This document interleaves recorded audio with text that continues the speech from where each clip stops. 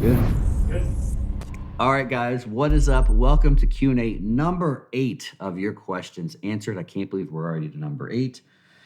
So right into this, for anybody that doesn't know how this deal works, if you have a question, get down in that comment section and ask it. And while you're down there, look at some other questions. If you read a question, you're like, man, I want to know that. That'll help me get some big muscles. Then go ahead and give that question the little thumbs up. And once I'm done, this video sits up for a week or so, 5 days or so. I will look through that comment section. I will look at all the questions in there, and I will pick the top 8 to 10, 8 to 12, depending on if you guys got some good questions that have the most thumbs up. So this is dependent on you guys asking questions.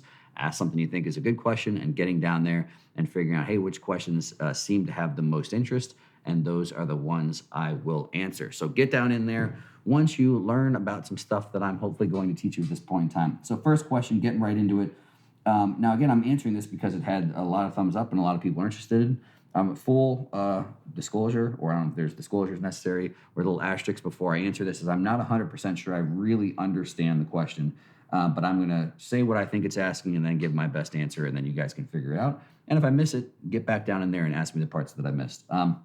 So basically, the short version is, will a fixed frequency programming eventually lead to stagnation in progress, assuming that you are eating, training, blah, blah, blah, and resting and still not progressing in the gym? So that first question, when I hear the thing fixed frequency, just basically meaning whatever training frequency you have, whether you're training things once a week, body parts twice a week, hypothetically body parts 3 times a week, will that being fixed lead to stagnation? But then there's another question that makes me a little bit confused, because it says, I asked this because it's the only other thing that could hinder progression. And then in parentheses says, going back to the gym before growth has taken place as someone who doesn't use PEDs. So then it says basically, but it seems no one can get past the idea that you don't have to train multiple times per week to get your best possible progress in. So I mean, I'm guessing this sounds like someone's asking if people continue to train too frequently and don't allow for adequate recovery, could that be something limiting results? And the short answer is yes. If that's what you're asking, that definitely could be the issue. And especially just because everything is, I always say this over and over and over, if we're looking at the dum-dum version, which I'm speaking for myself, I like dum-dum version so we understand what we're talking about. All this muscle building thing is stimulus and recovery. And all of it is progressive. All of it is adaptive. Everything basically needs more over time. What worked day one for both sides of that equation, won't work 10 years down the road, assuming you're doing things progressively. So yes, if what you're doing in the gym, if you're making progress is progressing, you could get to a point where you are unable to recover from the same things that you could recover from. And that is a big issue. That's why beginners can get away with having maybe a full body program 3 times a week. That's one of the big things is because one, you don't need as much stimulus for a body part. So that's why someone could maybe have 1 exercise per body part as opposed to maybe feeling like you need 2 or 3.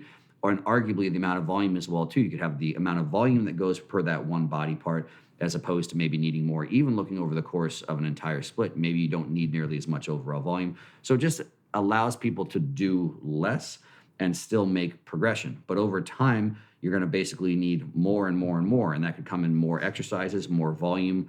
To some point, I think those things hit a point of diminishing returns, but also more load and more out of the given sets as well too. And so if that stimulus is increasing over time, what once you could get away with doing and then training again 2 days later and then 2 days later, at some point in time, because again, the whole thing comes down to stimulus and recovery. If your stimulus is progressing and your recovery is not, then yes, you might not be able to recover. So again, at some point in time, whatever you did, you could be recovered from in 2 days and go again.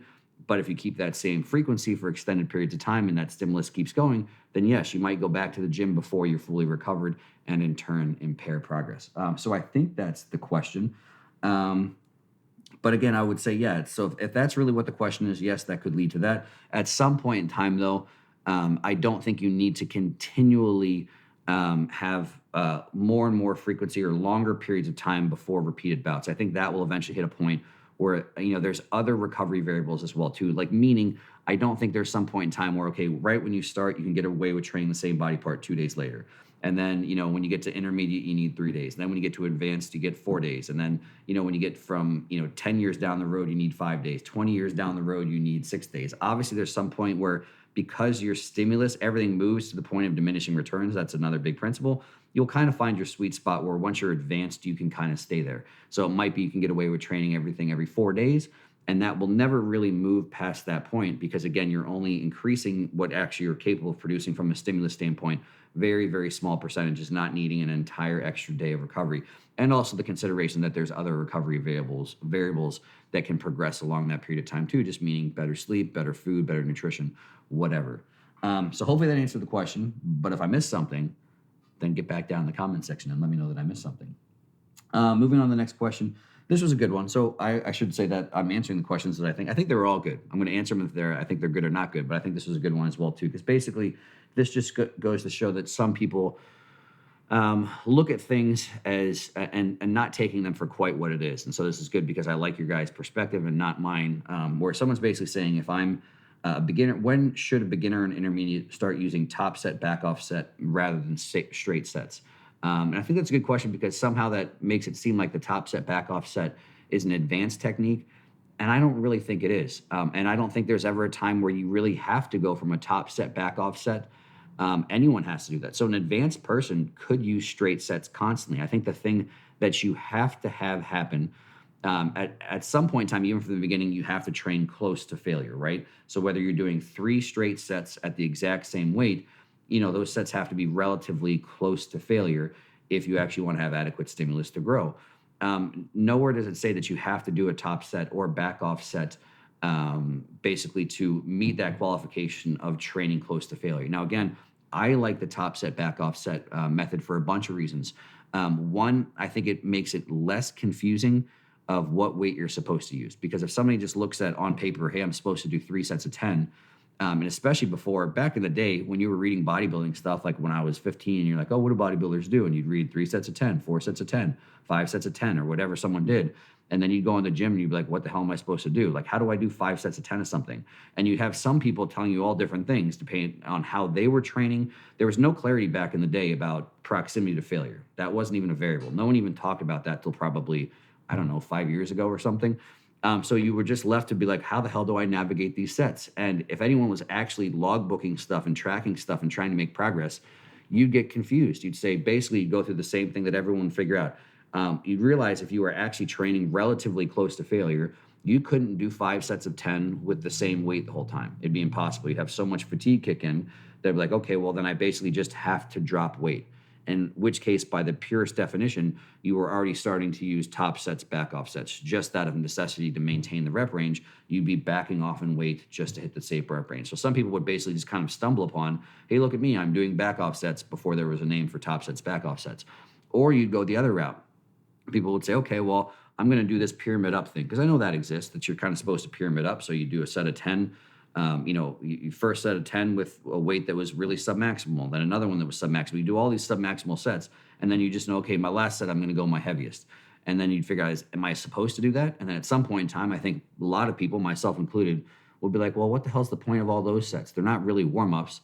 I don't really think they're working sets. And some of that was right. I mean, obviously, if you're pyramiding up in weight the whole time, some of those first couple sets, like the last reps even of the set, weren't even relatively close to failure. There might have still been 10 reps away from failure. So people will come to the point of like, well, what the hell was the point of those first sets? And so again, I think that's natural, just having some idea of what the hell is going on and what's the point of this. People would get confused about how the hell to navigate straight sets. Now, again, having that reps in reserve is a much more common training variable now. I think that helps clarify a bunch of that because there's a lot of way to navigate straight sets.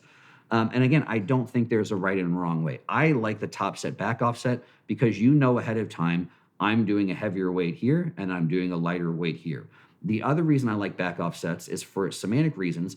I think there is benefit to using broad rep ranges. So a lot of people will say whether you train 6 reps to failure or 30 reps to failure, as long as you're training to failure, those last 5 reps have the same effect. I don't think that's the case. I think there is benefit to having lower rep ranges and moderate rep ranges, some body parts, higher rep ranges. And so the top set, back off set is a really easy way to do that. Okay, I do this first set for 5 to 6 reps. There we go. One, everyone kind of agrees that if I'm training close to failure, I've accumulated a lot of effective reps, and I might be getting some benefit of using that heavier weight, which has high threshold motor recruitment implications or whatever as well too. But then there could be some benefit of training in of itself just in the 8 to 12 rep range. So I do a back off set. I know that I'm using a lighter weight because if I did anything close to failure for 5 to 6 reps, and now I'm going 8 to 10 reps and I'm supposed to be still close to failure, I have to go to a lighter weight. So I'm still training close to failure. I'm still accumulating effective reps. I'm not confused about what I'm doing with my weight. And I'm also training this higher rep range. And that all lends itself to something even more important, in my opinion. Both of those things together make it easier to logbook. Again, because you're not confused about, okay, am I doing this? Am I doing that? In some sets, am I this far away from failure? In some sets, I all the way to failure? Because that's what a lot of people would do with that second method I outlined. If you're supposed to do 5 sets of 10, you basically be saving yourself for 4 sets, and then you go all out and train to failure on that last set or whatever. Like you said, the other way around would be just heavy from the beginning and just using lighter and lighter and lighter weights. So the top set, back off set, again, in my opinion, is just a very good way to navigate working sets. And I also really like it because I think something that has to happen long term is as people, the same way using heavier weights is a progression, using better form is a progression. I think training closer to failure is a progression. And I've said that a bunch of times. People ask me about training to failure. In my opinion, the vast majority of people, if they want to keep making progress, especially as they get into that intermediate and advanced stages, I think training to failure becomes a necessity. And so that makes it very easy to navigate. And none of that, the actual set structure itself, in my opinion, is not a beginner, intermediate, advanced thing. It's how do you like to track and progress things? Because like I said, if you just want to look at what is technically a straight set, I mean, if you want to do straight sets, as long as you're training close to failure, as long as it's something that you're actually tracking, logbooking, and progressing loads over time, then that's an effective method as well too. And there's lots of bodybuilders that do that. There's lots of bodybuilders that don't train. There's lots of bodybuilders. There's lots of advanced people. I hate to use the word bodybuilders because there's always this implication of PED use, but a lot of intermediates and advanced, everyone still uses straight sets. So it's not straight set versus top set back off is not, in my opinion, a beginner versus advanced thing.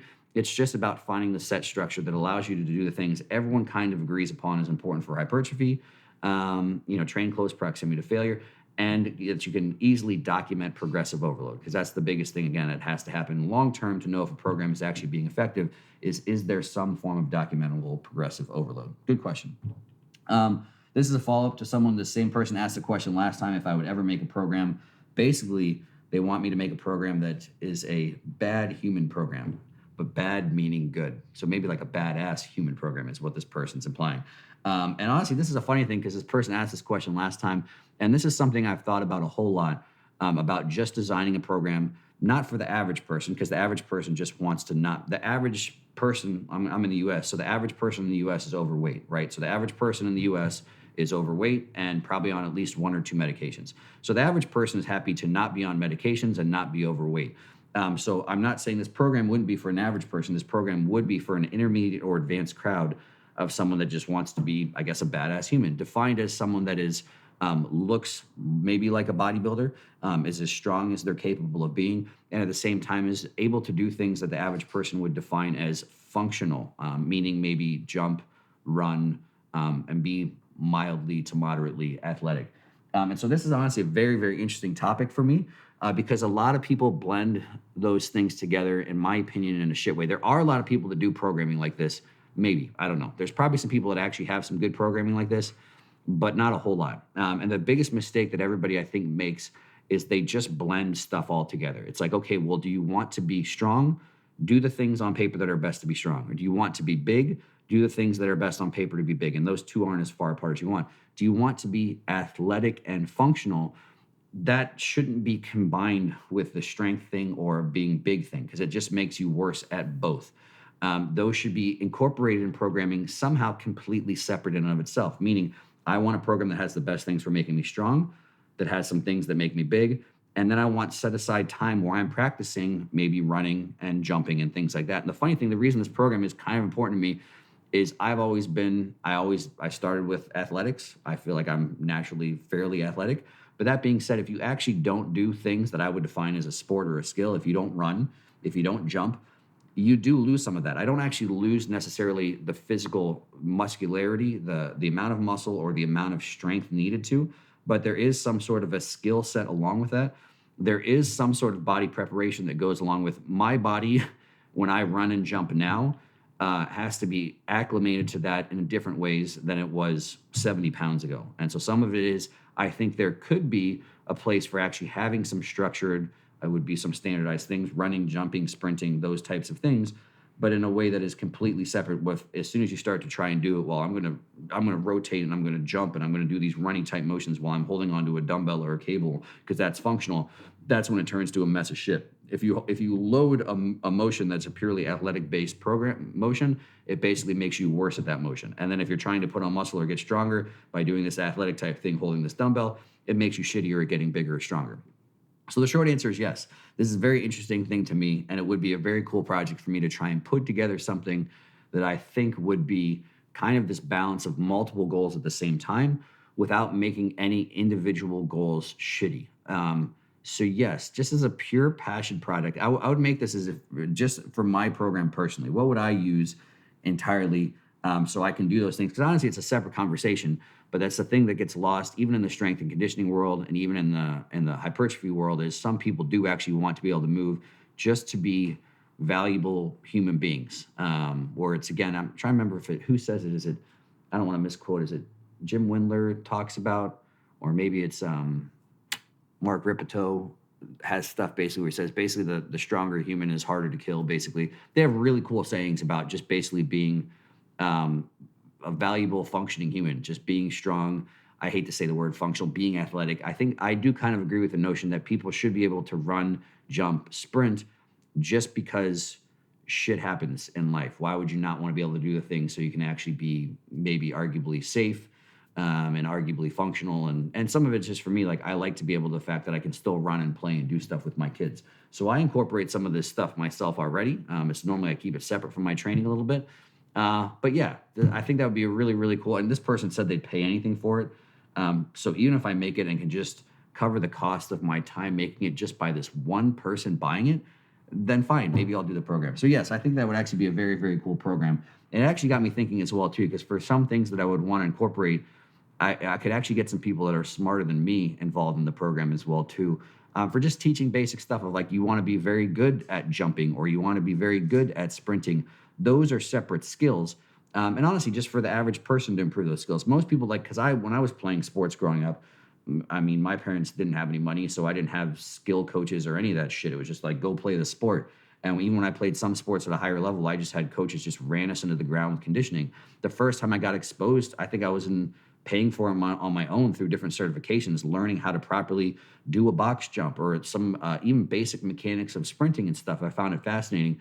So I thought about actually taking people for some parts of the program away from, out of my area of expertise and actually kind of consulting with them to do some of those parts as well too. And I thought people would think that was interesting. So yes, that would be a pretty cool passion project for me. I think it will happen at some point in time. So you heard it here first. If anyone else is interested in that, tell me down below, aside from this one person, and maybe I'll have like 6 people that want to buy the program. Does exercise order make a difference, and how would you organize that? So yes, I think it makes a difference. There's a whole things I could go into here as far as pre-exhaust, post-exhaust, and all that kind of stuff and the different things that happen, which is interesting. But the short answer is, for whatever you're training, I think you should prioritize exercises. This is the answer I think that will have the most benefit to the most people. So if someone's going to say, well, what about this or what about that? Yes, there's a whole lot of what abouts. So this is, again, maybe 9 out of 10 people will benefit from this answer. And lots of times these first 2 things are the same thing. Prioritize exercises that overload muscles mid and lengthen ranges and also are the most neurologically complex, which lots of the time tend to be the same exercises. So for a leg day, it will be a squat. Even if you were doing all machines, technically a hack squat has more coordination involved than a leg extension. So I would want to do the hack squat prior to a leg extension because of the coordination component, even though it's relatively minimal. But I would also prioritize a hack over leg extension because that overloads the lengthen to mid ranges of a muscle, whereas a leg extension is the shortened range. And that would be the same thing with almost all the big movements, heavy pressing motion. So let's say you're doing a free weight squat. The same reason. That's why I would put a free weight squat ahead of almost anything else in a leg session with rare exceptions. And the same reason that I would also do like a pressing motion first in like a chest day, or I would do like a RDL, something first in a lower body or a pull session. So yes, exercises that meet those two qualifications, I think should be placed first. And there's a whole mess of exceptions for that as well too. Someone's going to say, well, Joe, you said start your leg sessions with leg curls. Well, there's two reasons for that. My demographic is mostly people training from an aesthetics perspective. So most people aesthetically, 99% of people aesthetically have been training those big movements for so long prior to that. And most people put hamstrings absolutely last in the workout, that aesthetically speaking, their quads could be in college and their hamstrings are in preschool. So for most of my advanced demographic that is actually trying to look really good, be very big, and have a balanced physique, they should start with hamstrings. And sometimes I say that because hamstrings also aren't a prime mover in a squat pattern. So for other reasons, if you're doing, like I said, like a seated leg curls, I'm always my favorite example, you're not having any real fatigue that's going to affect your output from a squat pattern, in my opinion, because basically when you're squatting, your hamstrings are just producing an isometric. They still are important. They're still working a lot, but they're certainly not a prime mover. So there's, of course, that's one little exception. There's other exceptions as well, too. But for everyone else, I think the first advice I gave is going to be the most beneficial. Someone had a question about what would be the effect of like this circuit style warm up, basically having 300 reps for lower body in 12 to 15 minutes. And the similar thing I think they go through for some actual examples as far as to potentiate, would that be beneficial or would that be junk? The short answer is I think it would be unnecessary. Which is almost the same as the nice way of saying junk. There's a lot of interesting stuff on potentiation, and there is some interesting stuff about doing things that have been showing you need to do something continuous and have fatigue set in at like 3 minutes, 4 minutes, 5-minute long sets. So for things like this, I think there is, and I'm not the leading research on this because to be honest, it's not that interesting to me. So there is some evidence that doing something like this might be beneficial. This is one of those things that just falls on its face in practice, and then in actual, implemented for a long period of time. So something like this in a study could be like, oh, cool, look what we did. But where studies fall short is I'm working with a lot of people. My average demographic has been training for at least a few years and some a lot longer than that. And I'm looking at what can we do? Because again, any method, this is the biggest thing, write this down. It's maybe the most important part. Any method is only as important as where it is within a sequence and that can be built upon over a long period of time, right? So again, I would never prescribe this for someone to do from now at the start of all their workouts for the next 10, 20 years for a whole host of reasons. If for nothing else, who the hell wants to take, what was the time frame here, 12 to 15 minutes every session to do something that I think you could accomplish in a shorter period of time, accumulating a lot less fatigue, and still has the desired effect of what we want to do with warm-ups. So that's the short answer on that. And again, I could get even a little bit more detail on that, but I think that's a bigger thing to take away with this type of stuff. I'm not saying this is bad. I'm not saying that there couldn't be some effectiveness shown from this somewhere. But again, in practice, I just think this tends to just fall on its face for a whole lot of reasons. And again, if nothing else, just for maybe my personal bias, is I would hate doing that.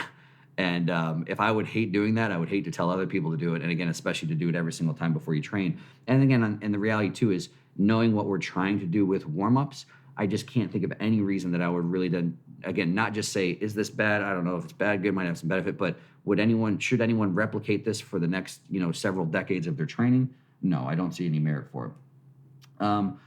This one I'm going to give a little bit of a short answer on. Someone had a question basically of fatigue, how to manage the different types of fatigue, because this is a long one, and I think it's not bad to get a nuance. Someone had said in here, I think they tagged something about, Dr. Mike and his whole Renaissance periodization, and they had something good on there. So if they did, check that out because it's going to be a lot longer answer than I did here. If somebody knows what that is, maybe put a link below. I'm all good with that.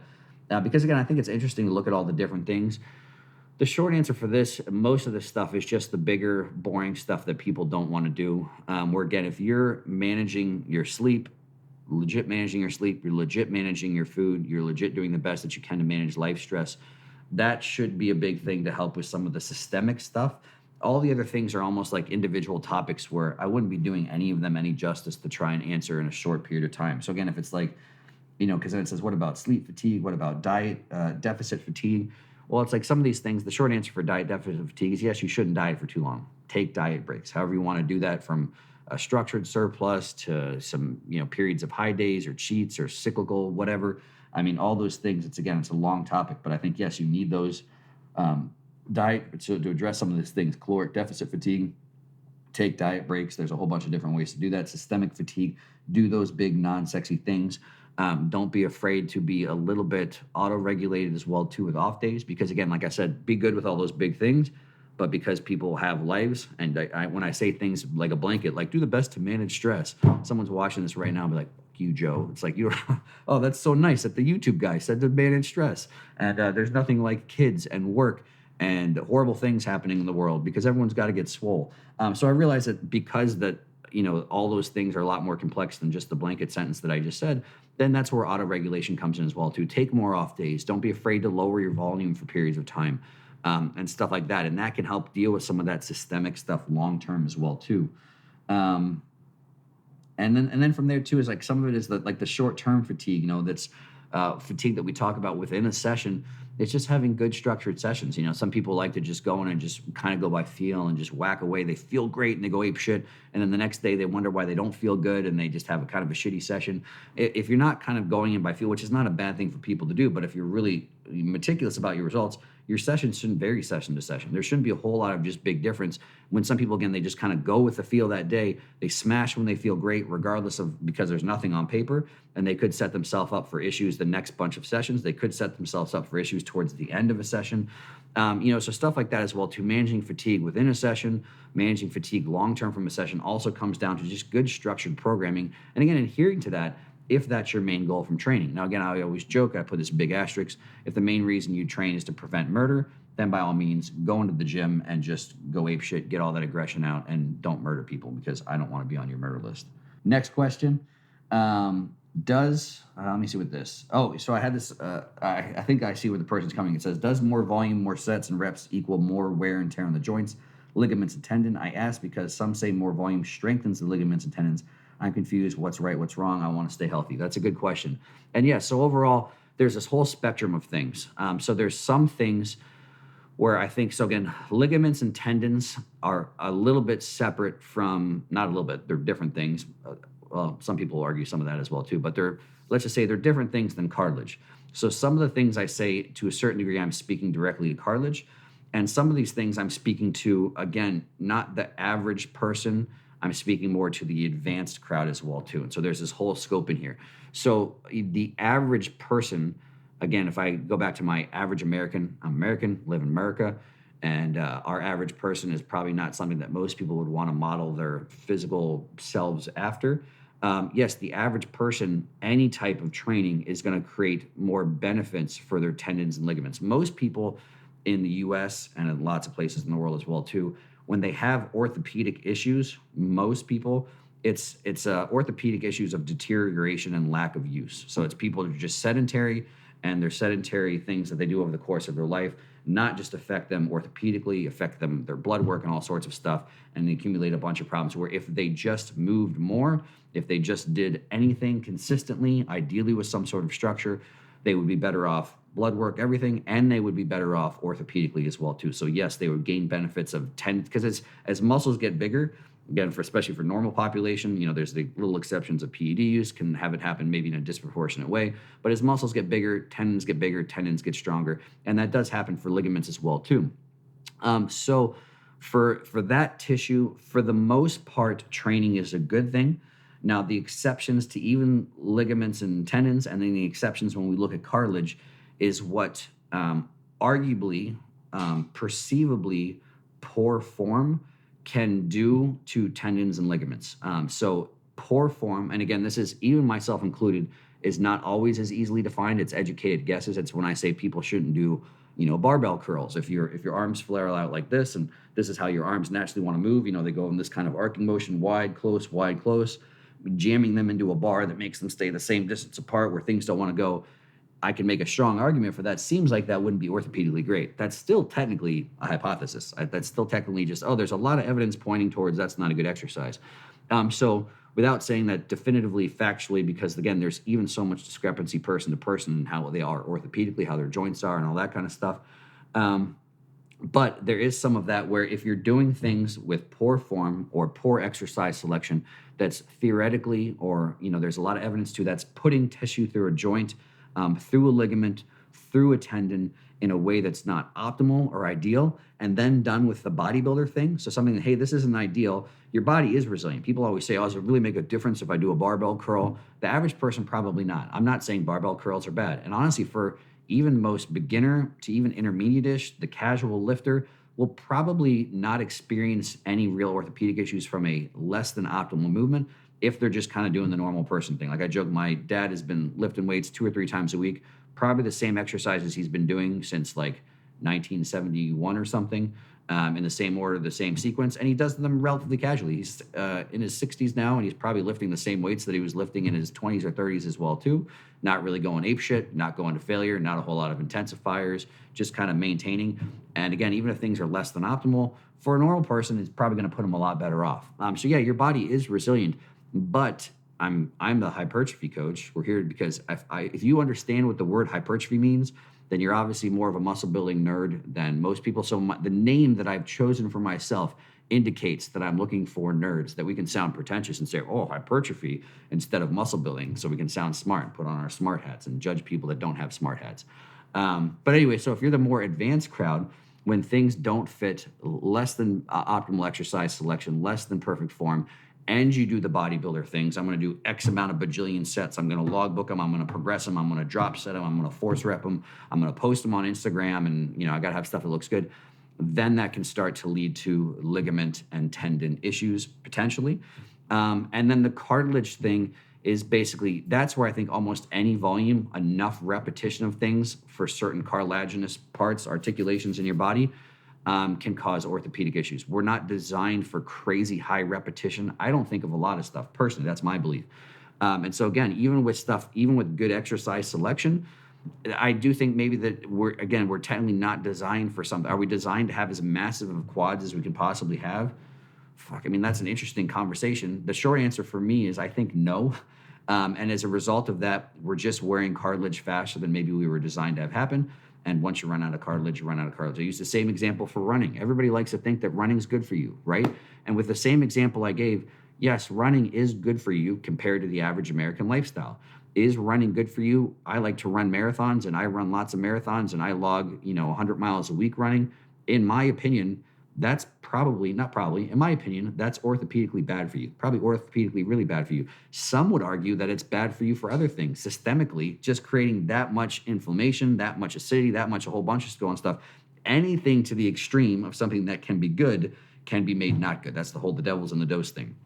And so again, I think if you actually talk to any legit endurance athletes, anybody that does a whole shit ton of anything, they're all broken. They are all broken. They all have tearing stuff, breaking stuff, arthritis, and this and that. And that's, again, because they're not going for a jog every once in a while just to try and be fit, and it's better than sitting on the couch. They've basically done the bodybuilder thing, except with their thing, running or whatever it is, and people that do triathlons. And I have a pretty large amount of experience actually working with triathletes. I used to have a little stint actually where I helped with some setting up and organizing of triathlons and stuff. So it's a very interesting demographic there as well too. And it's human nature. The same thing that makes people do the bodybuilder thing is the same thing that makes the people run the marathon thing. And I'm not talking bucket list once I'm running a marathon. I'm talking people that run marathons like crazy. So the very, very good question, I think worth some clarifying. And again, it's the whole thing, I guess, is summed up as in the devil's in the dose, where again, overall, yes, training is much better for joints and ligaments and tendons comparatively to being detrained and sedentary. But if you take things far enough, then problems tend to happen. I always say that too, even with the tendon and ligament thing, all that's exacerbated by poor form, poor exercise selection. But it's something, even when you do things on theory, good exercise selection, good form, if you take things far enough, I think you can potentially have some issues. And that's not to deter anyone. I think anyone actually doing bodybuilding properly, even bodybuilding to the extreme, you might accumulate some issues, but I still think those issues are way better than, again, the average American that's just sedentary and overweight their entire life and on several medications. Last question. This was a pretty good one as well, too. Make sure I get this right. Basically saying, is it fine to go to failure on every set? So using an exercise as an example of set 1, 12 to failure, set 2, 10 to failure, set 3, 8 to failure, or go to failure on the last set and leave some reps in the tank for the first set and do straight sets example. So that's basically the question I already answered, but I think this can clarify one thing. Basically, if you guys aren't familiar with it, I think it's Chris Beardsley that coined the term effective reps, or I think it's a theory. Everything's got to be a theory, effective rep theory. And basically, his thing is, and using a number just to put numbers on it because people like numbers, he says, and there's obviously some truth to this. I don't know if the exact number is that important, but if going to failure, so we're saying I'm going to 10 reps, at 10 reps for whatever exercise, whatever rate, I'm at failure. I can't do 11. He basically says it's the 5 reps up to that failure point, the last 5 reps that are effective reps. Because people talk about how much volume for hypertrophy, how much this and that. And again, if the funny thing is, it really is stupid that at some point in time, everyone treated every rep the same. Like someone says, oh, do I need 5 sets of 10 or do I need 6 sets of 10? It's like, well, hold on. We didn't even clarify. What if those 5 sets of 10, or every single one of them is 10 reps short of failure? People are like, well, no, obviously not. Well, no, it's not obvious if you don't clarify those things. So volume, reps on paper don't really just mean reps, and sets on paper don't really mean anything. It's really the effective reps that we want to count. And I would argue that is a much more effective way, hence the name, to actually track volume, is tracking how many basically effective reps you have per session. So that would be the big difference in this example. And I'm not saying you have to do one or the other, but it's two different things. So in your first example, if you're going all 3 sets to failure, and they're actually truly to failure, even with the rep ranges this person gave, you've accumulated 15 effective reps. Hopefully that makes sense. 3 sets, all of them to failure. The last 5 reps are the effective reps, just using this example. And so with those 3 sets, you have 15 effective reps. In the second example, if you do only your last set to failure, only that last set have you accumulated 5 effective reps. We don't really know with this example how close you were into failure with the other 2, but let's say you were 2 reps short of failure on each set. Then in that case, you would have, then it'd be 3, 6, 5. You'd have 11 effective reps from those 3 sets. So basically, you're going to have more volume with doing 3 sets to failure as opposed to the second method where you'd only have 11 reps. So 15, you could do the percentage if you want, but basically 15 compared to 11 is the difference in volume that you're actually having from those 3 sets. So hopefully that makes sense too, why using something like effective reps to track volume is a much better metric than just looking at these, because both of these on paper, you could say, oh, well, they both did 3 working sets, and it's the same amount of volume, right? How many sets did you do this workout? This person did 3, this person did 3. Oh, you guys did the same volume. Well, if we look at proximity to failure, we find out it wasn't the same volume. And so again, the question on this is which one's better?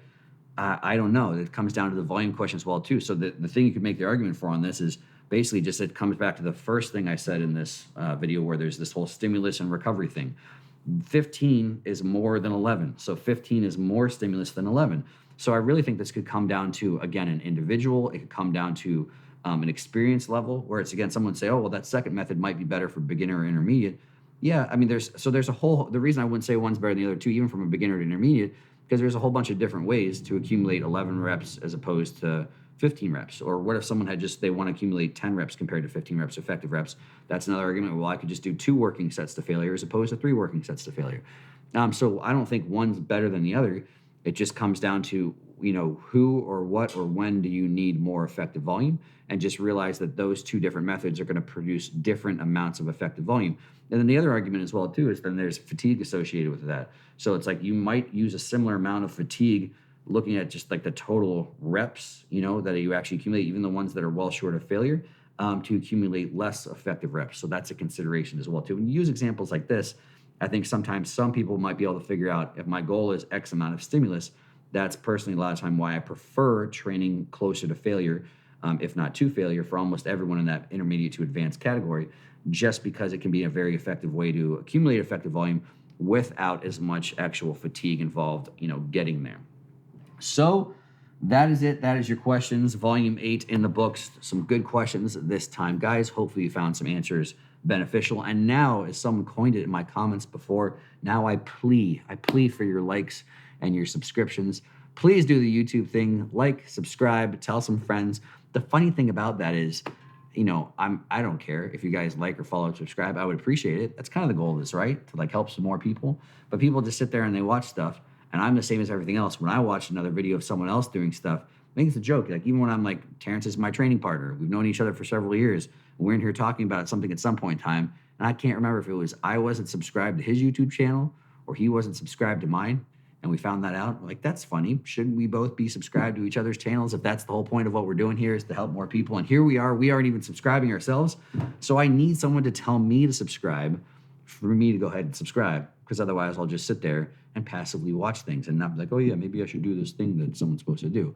So please, I'm pleading with you, do the YouTube thing for me. Like, subscribe, share, tell some friends, and then get down, like I said before, in that comments section. Ask your questions, interact with some other questions, talk about your feelings. Again, as always, it's a safe space down there. I'm here for virtual hypertrophy, consensual hugs, only consensual hypertrophy hugs in the comments section. I'm handing them out down there as well too. So appreciate you guys. Until the next one, keep being huge. Some cool sign off. Stay swole, stay classy, San Diego.